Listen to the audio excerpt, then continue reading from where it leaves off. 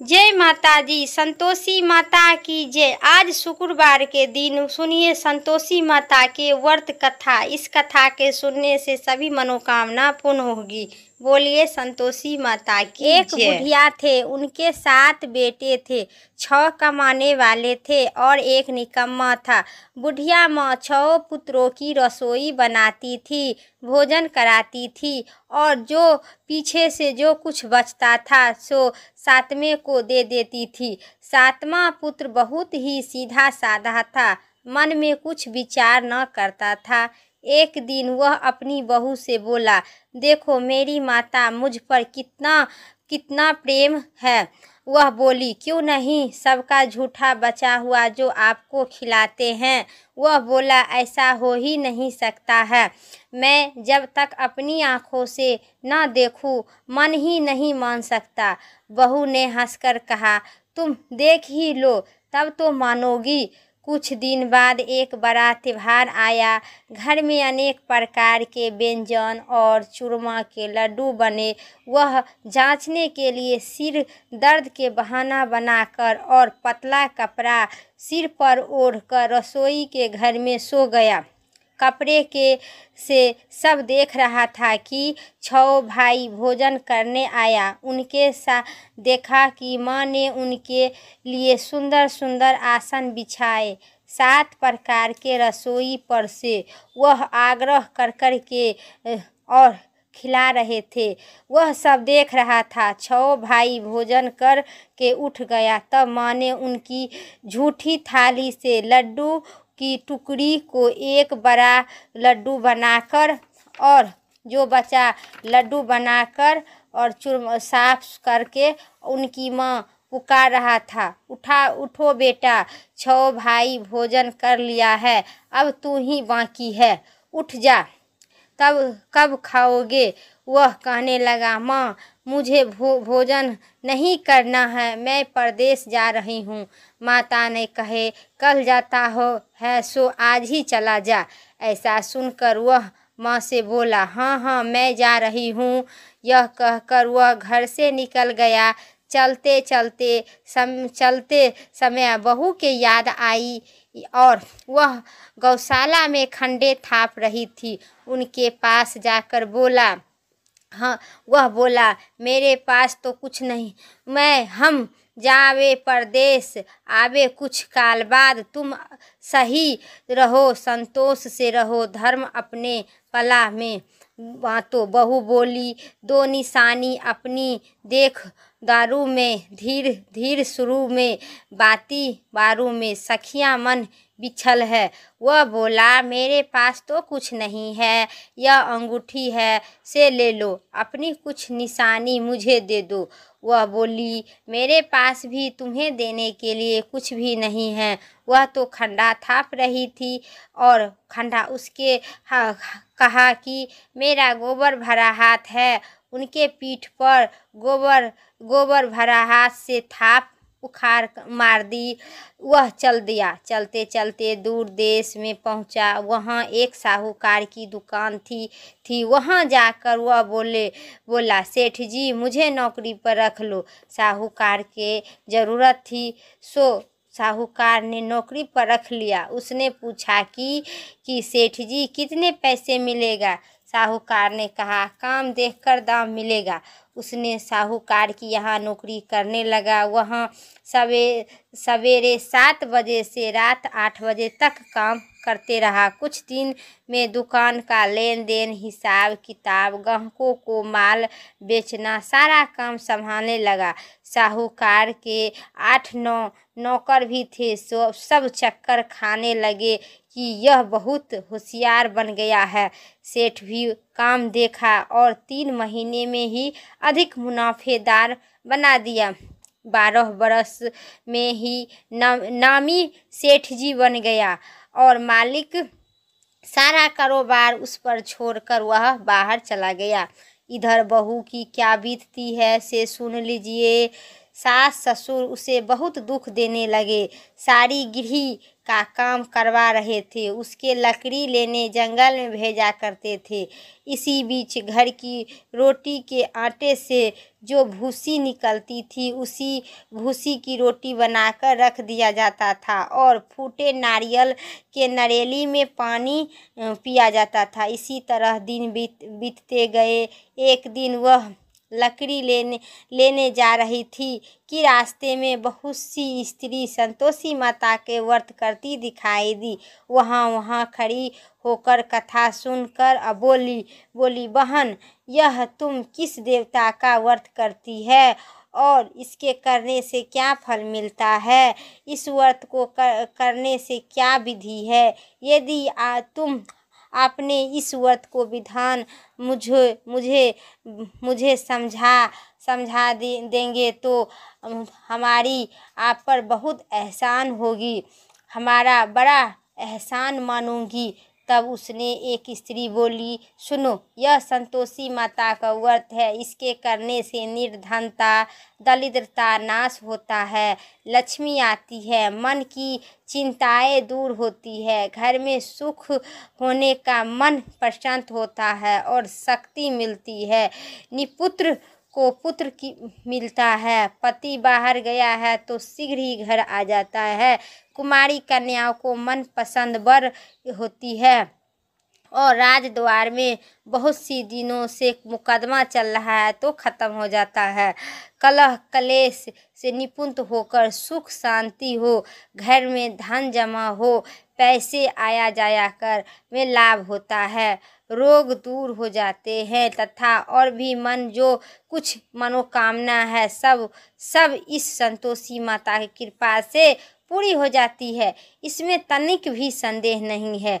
कुछ पूछने लगी, यह व्रत कैसे किया जाता है, यह भी बता दो तो बड़ी ही कृपा होगी।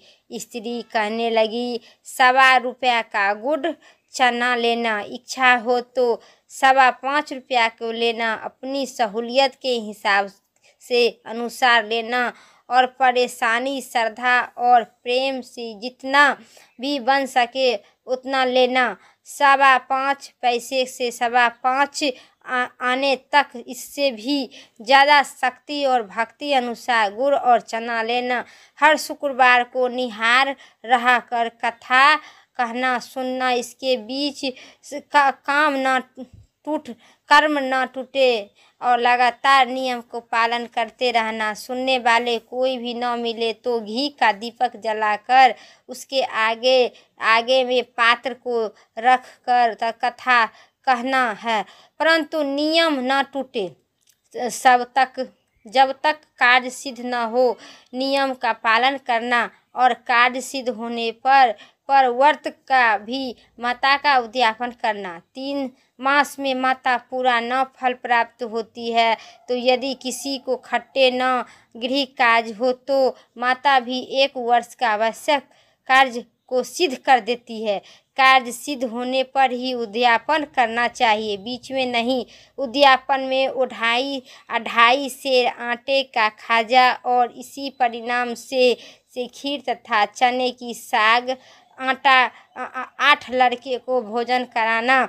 जहाँ तक मिले देवर देवरानी जेठ जेठानी भाई बंधु कुटुंबर के लड़के को लेना मिले तो रिश्तेदारों और पड़ोसियों के लड़के को बुलाना और उन्हें भोजन कराना। यथाशक्ति दक्षिणा देना, माता का नियम पूरा करना। इसमें घर के कोई खटाई न खावे। यह सुनकर बुढ़िया की बहू चल दी, रास्ते में लकड़ी के बीज को बेच दिया और उस पैसे से गुड़ चना ले आई, व्रत की तैयारी कर दी। आगे चली और सामने मंदिर देखा तो पूछा, यह मंदिर किस का है? सब कहने लगा कि संतोषी माता का मंदिर है। देखा, पूछने लगी, यह मंदिर किस का है? यह सुनकर माता ने मंदिर में जा रहे थे चरण में लपटने लगी, विनती करने लगी कि माँ, मैं दीन हूँ, निपट हूँ, व्रत का नियम नहीं जानती हूँ, मैं बहुत ही दुख हूँ, सब कहते माता जग जननी मेरा दुख दूर करो, मैं तेरी शरण में आई हूँ। माता को दया आई। एक शुक्रवार बीत गया, दूसरी शुक्रवार को उसने पति का पत्र आया और तीसरे शुक्रवार को ही उनका भेजा हुआ कुछ पैसे आया। यह देखकर जेठ जेठानी मुँह सिकुड़ाने लगे। इतने दिन बाद थोड़ा पैसा आया है, इसमें क्या बड़ी बात है। लड़के ताने देने लगे। काकी के पास तो पैसा भी आने लगा है, रुपया भी आने लगा है। अब तो काकी की खातिरदारी बढ़ेगी, अब तो काकी बोलने से भी नहीं बोलेगी। बेचारी सरलता से कहती है, भैया पत्र आवे रुपया आवे तो हम सब के लिए ही अच्छा है। ऐसा कहकर आँखों में आंसू भरकर संतोषी माता के मंदिर में जा हे मातेश्वरी के चरण में गिर कर रोने लगी। माँ मैं तुमसे पैसा नहीं मांगा हूँ, मुझे तो पैसे के क्या काम है, मुझे तो अपने सुहाग से काम है। मैं तो अपनी स्वामी के दर्शन और सेवा मांगती हूँ। तब माता प्रसन्न होकर कहा, जा बेटी तेरा स्वामी आएगा। यह सुनकर खुशी से बावली हो उठी, घर जाकर काम करने लगी। अब संतोषी माँ विचार करने लगी कि इस भोली पुत्र से मैं तो कहा दिया हूँ तेरे पति आएगा, पर आएगा कैसे, वह तो इसे सपन में भी नहीं याद रखता है। उसके याद दिलाने के लिए मुझे ही जाना पड़ेगा। इसी तरह माता संतोषी ने बुढ़िया के बेटा के पास जा और सपने में प्रकट होकर कहने लगी, साहूकार के बेटा सोता है या जागता है। वह कहता है, माता सोता नहीं हूँ, नहीं जागता हूँ, बीच में ही हूँ, कहिए क्या आज्ञा है। माँ कहने लगी, तेरा घर बार है कि नहीं। वह बोला, हाँ मेरा सब कुछ है, माता पिता भाई बहन बहू, क्या कमी है।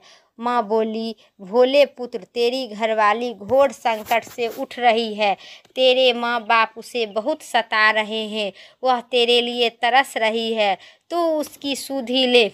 वह बोला, हे माता यह तो मुझे मालूम भी नहीं है, परंतु जाऊँ तो जाऊँ कैसे। परदेश की बात है, लेन देन का कोई हिसाब नहीं है, कोई जानने की रास्ता नहीं नज़र नहीं आता है, कैसे जाऊँ। माँ कहने लगी, मेरी बात मान, सवेरे नहा धोकर संतोषी माता के नाम ले, घी का दीपक जलाकर दंडवत कर दुकान पर जाकर बैठा। देखते देखते लेन देन सब चुकता हो जाएगा और जमा माल भी बिक जाएगा। सांझ होते होते धन ढेर लग जाएगा। सब तो आपको सवेरे उठकर और दिल्ली सब भाई ही जल्दी उठकर मित्र बंधुओं से अपने सपने की बात कही। वह सब उनकी बात अनसुनी कर दी और दिल उड़ाने लगी। कही, सपने में भी सच होता है।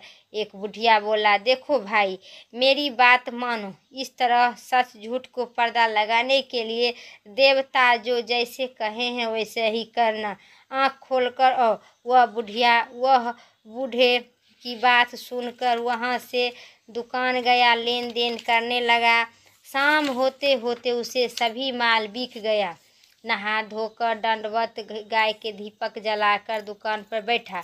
थोड़ी ही में सब वह क्या होता है कि देने वाले रुपया लेकर आते हैं, लेने वाले हिसाब कोठे में भरे सामानों की खरीदारी नगद दाम में सौदा करने लगे। शाम तक धन का ढेर लग गया। मन में माता का नाम लेते प्रसन्न हुआ और घर जाने की वास्तव में गहना कपड़ा सामान खरीदने लगा। अब वह काम से लिपट कर घर का रवाना हुआ। वह बुढ़िया बहू बेचारी जंगल से लकड़ी लेने जा रही थी। लौटते वक्त माता के मंदिर पर विश्राम करती थी। वह तो उनका रोज रुकने का स्थान ठहरा था। दूसरे से धूल उड़ती थी। माता ने पूछा कि हे माता, यह धूल कैसी उड़ रही है। माता ने कही कि हे पुत्री, यह तेरा पति ही है, यह तेरा पति ही है। अब तू ऐसा कर, लकड़ियों को 3 बोझा बना, एक नदी के किनारे रख दे, दूसरा मंदिर पर और तीसरा सिर पर रख के ले जा। तेरे पति को देखने लगी कि गंडा देखा और ले के जा। का दूसरे मेरे मंदिर पर रखो कर मोह पैदा करा, वह वहाँ रुकेगा, नाश्ता पानी बनाकर खाकर माँ से मिलकर जाएगा। तू लकड़ी का बोझ उठाकर जाना और बीच चौक पर गंडा डालकर 3 आवाज़ लगाना, लो सासू जी, भूसी के रोटी दो, नारियल की खप्पे में पानी दो, आज कौन सा मेहमान आया है। माँ की बात सुनकर वह बहुत अच्छा माताजी कहकर प्रसन्न मन से लकड़ियों को 3 गंडे ले आई हूँ। यह जानकर एक नदी के तट पर एक माता के मंदिर पर रखा। इतने में ही वह मुसाफिर आ पहुँचा।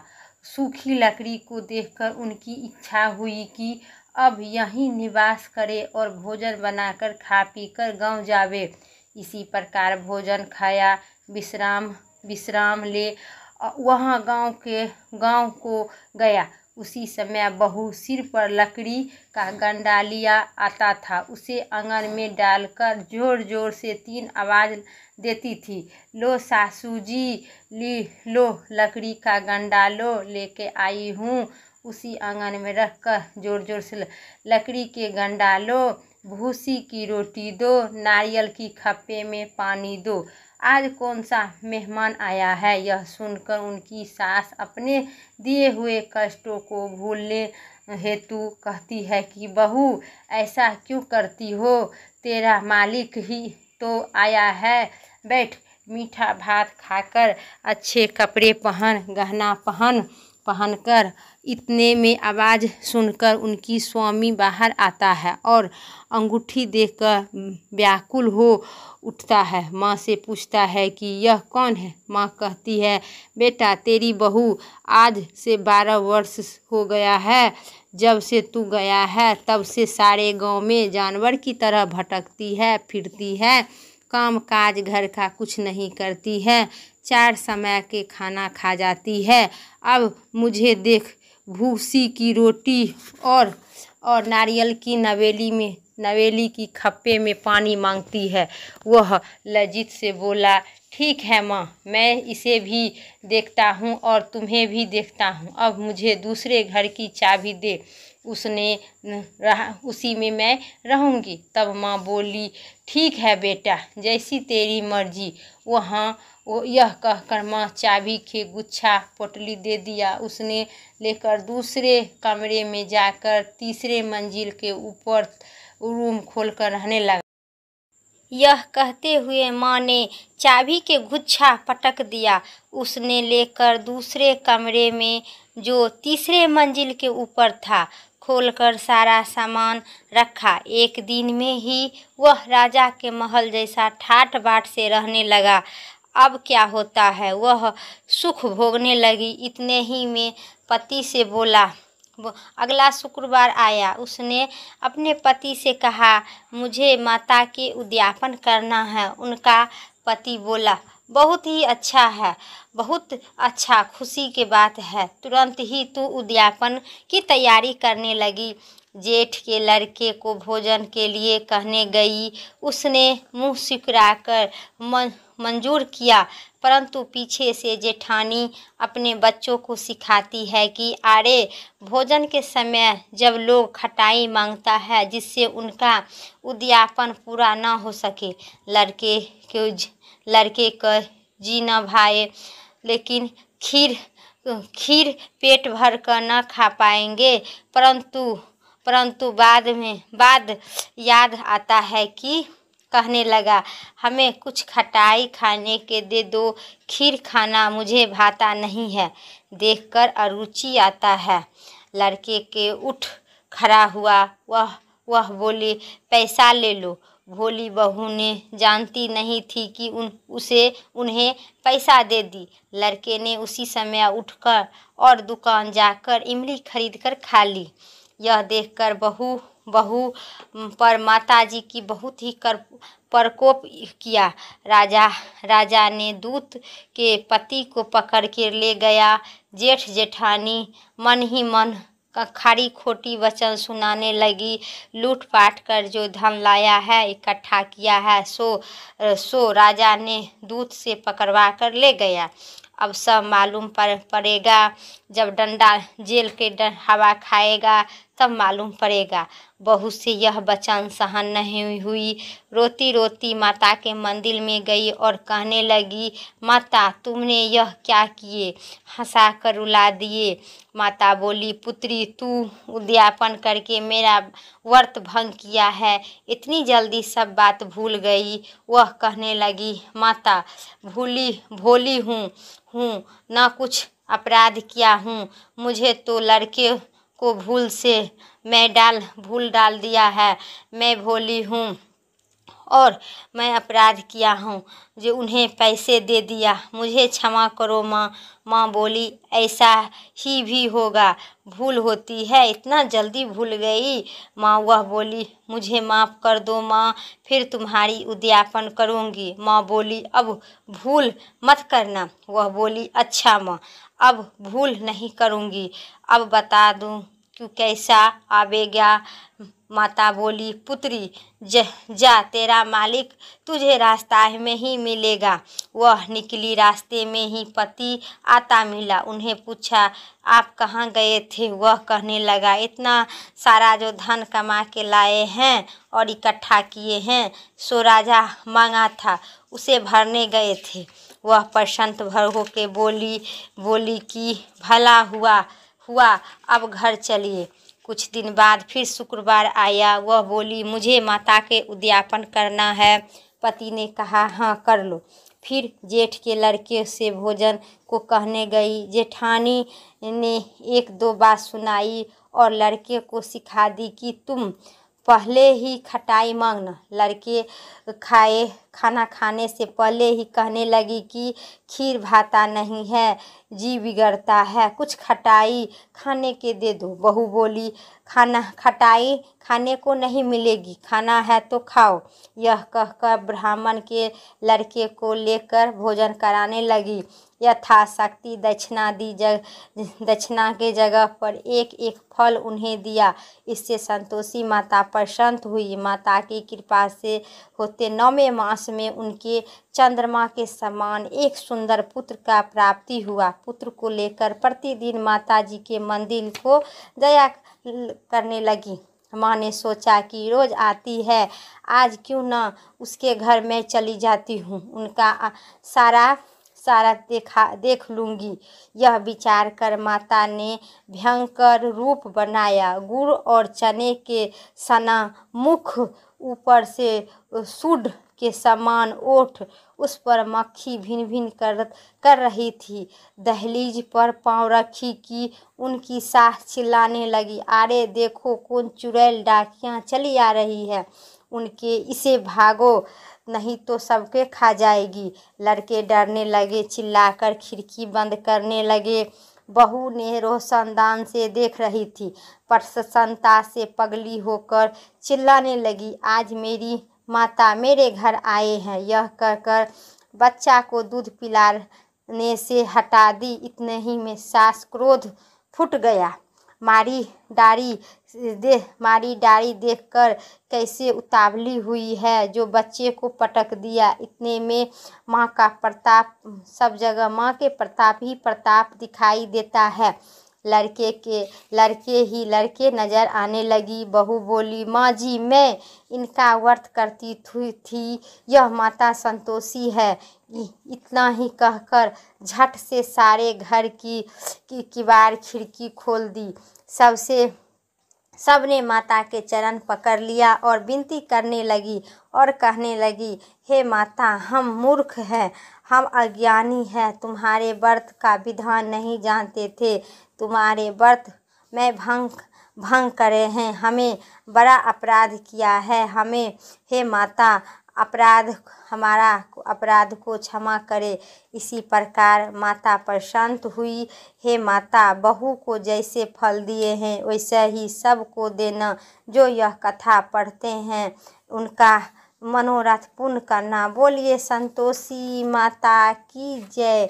हे संतोषी माता, जैसे उस बुढ़िया के बहू के फल दिए हैं उसी प्रकार का कथा सुनने एवं कथा पढ़ने समस्त जगत को इसी प्रकार को मनवांछित फल की प्राप्ति देना। बोलिए संतोषी माता की जय, जगत जननी की जय। अब सुनिए संतोषी माता की आरती।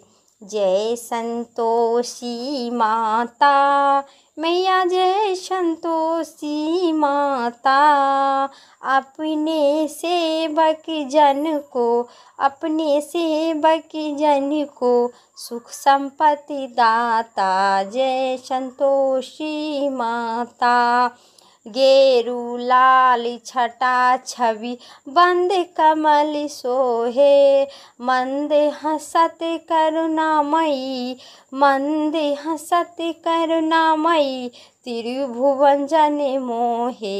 जय संतोषी माता। सुंदर चीर सुनहरा माँ धारण किन्हो। हीरा पन्ना दम के तन सिंगार ली हो। जय संतोषी माता। स्वर्ण सिंहासन पर बैठी चवर झूले प्यारे। धूप दीप नवेद मधु नेबा भोग धरे न्यारे। जय संतोषी माता। गरुड़ अरुचना परम प्रिया तमे संतोषी कियो। संतोषी कहलाई भक्तन विभ भारे दियो। जय संतोषी माता। शुक्रवार प्रिय मानता आज दिवस सोहे। भक्तन मंडली आई कथा सुनत मोही। जय संतोषी माता। भक्ति भाव मया पूजा कीर्ति की जो मन बसे हमारे इच्छा फल दीजो। जय संतोषी माता। दुखी दरिद्रता रोगी संकट मुक्त कियो। बहु धन भरे घर सुख सौभाग्य दियो। जय संतोषी माता। ध्यान धरो जाने तेरी मन वांछित फल पावे। पूजा कथा श्रवण करे घर आनंद आवे। जय संतोषी माता। शरण कहे की लाज रखियो जगदम्बे। कष्ट तू ही निवारे दयामयी अम्बे। जय संतोषी माता। संतोषी माता की आरती जो कोई जन गावे। मैया जो कोई जन गावे। सिद्धि रिद्धि सिद्धि सुख संपत्ति जी भर के पावे। ओम जय संतोषी माता मैया, जय संतोषी माता। बोलिए प्रेम से संतोषी माता की जय। मेरा शुक्रवार की वीडियो कथा इतना ही तक था। वीडियो अच्छी लगे तो लाइक करिए, चैनल पर नए हैं सब्सक्राइब करके कमेंट में संतोषी माता की जय ज़रूर लिखिए। फिर अगले वीडियो लेके आते हैं, तब तक के लिए स्वस्थ रहिए, मस्त रहिए। जय श्री राम, राधे राधे।